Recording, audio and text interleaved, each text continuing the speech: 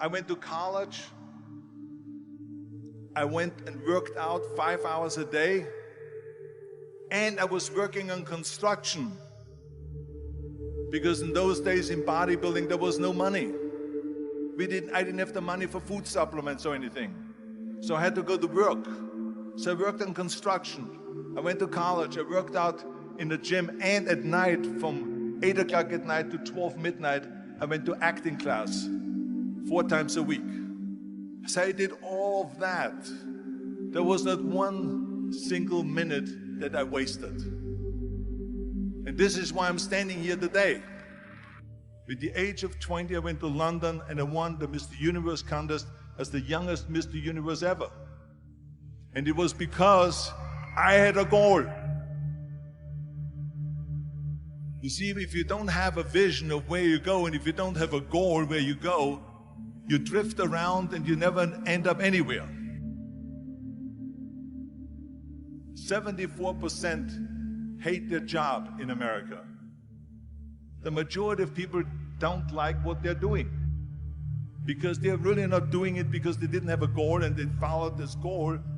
They just aimlessly drift around, and then all of a sudden there's a job opening, so they get that job because you have to work.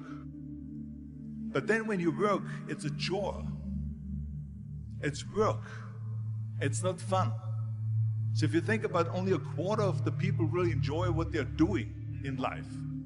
So people always ask me, when they saw me in the gym in the pumping iron days, they say, why is it that you're working out so hard? 5 hours a day, 6 hours a day, and you have always a smile on your face. The others are working out just as hard as you do, and they look sour in the face. Why is that?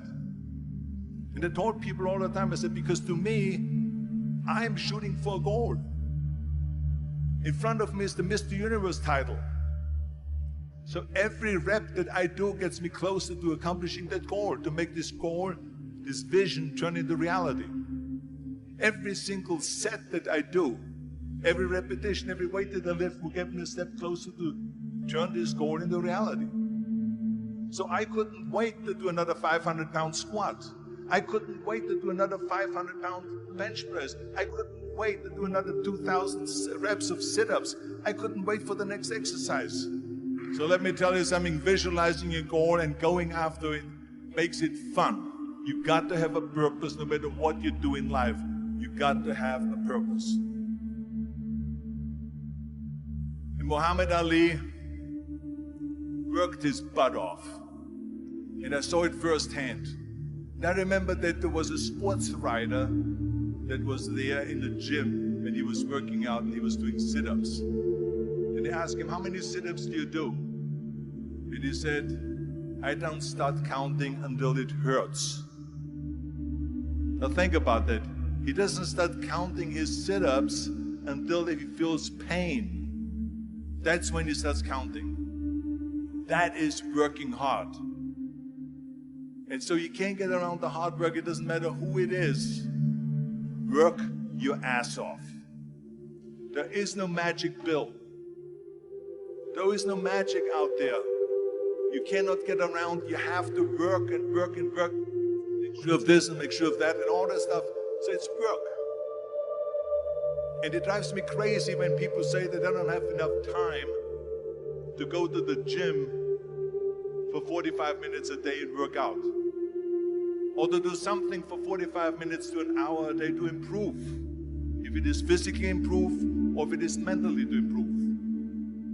Imagine you read 1 hour a day about history. How much you will learn after 365 hours in 1 year. Think about if you study about the history of musicians, of composers, how much you would know. Imagine if you would work on a business, on some business that you want to develop every day for an hour. Imagine how further along you will go and get. So it drives me nuts because when people say we don't have the time, we have 24 hours a day. We sleep 6 hours a day, so that gives you still 18 hours. There's someone shaking their head out here in front. They say probably, I don't sleep 6 hours, I sleep 8 hours, right? Or just sleep faster. So we have 18 hours a day. The average person works around 8 to 10 hours. So let's assume it's 10 hours, so we have 8 hours left. Then you travel around an hour a day, maybe 2 hours a day. So now you have still 6 hours left. So what do you do with these 6 hours? What do you do with these 6 hours? Then we eat a little bit, then we schmooze a little bit, talk a little bit to people and all that stuff. But you can see how much time there is available if you organize your day. So you got to work hard. I hate plan B. And I tell you why. Because we have so many doubters, as I've said earlier, the NaySayers. We have so many of those people that say no and you can't do it, that's impossible. That is okay because we just turn off, as I said earlier, and we listen and we hear the no being a yes. You can't do it, you can't do it, and all of that. So that is possible to do that amongst all the negative people around you. But when you start doubting yourself, that's very dangerous. Because now what you're basically saying is that if my plan doesn't work, I have a fallback plan, I have a plan B. That means that you start thinking about plan B, and every thought that you put into plan B, you're taking away now that thought and that energy from plan A.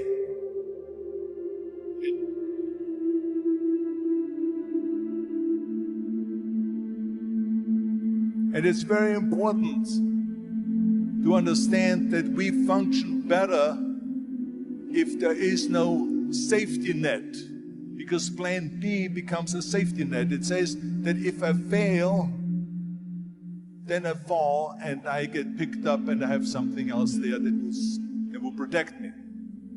And that's not good, because people perform better when there's no safety net.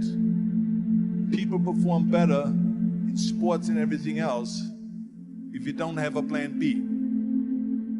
I'm telling you, I've never ever had a plan B. I say I made a full commitment that I'm gonna go and be a bodybuilding champion. I made a full commitment that I'm gonna be in America. I made a full commitment that I'm gonna get into show business and I'm going to be a leading man. No matter what it takes, I will do the work.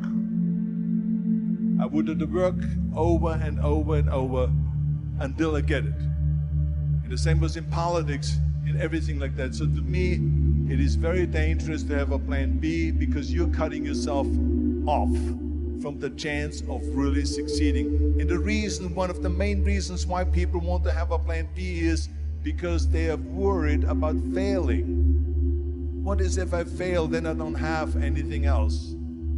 Well, let me tell you something, don't be afraid of failing, because there's nothing wrong with failing. You have to fail in order to climb that ladder. There's no one that doesn't fail. Michael Jordan said in one of his interviews, when they said, "You're unbelievable, you're the greatest basketball player of all times." I mean, tell me about that. And he says, well, you're just mentioning the successes. But he says, for me to become the greatest basketball player, I missed 9,000 shots when I was playing basketball at the NBA games. So during these games that he was so successful, he missed 9,000 shots. Does it make him a failure? No. He's one of the greatest basketball players of all times, but he failed 9,000 times. Do you get it?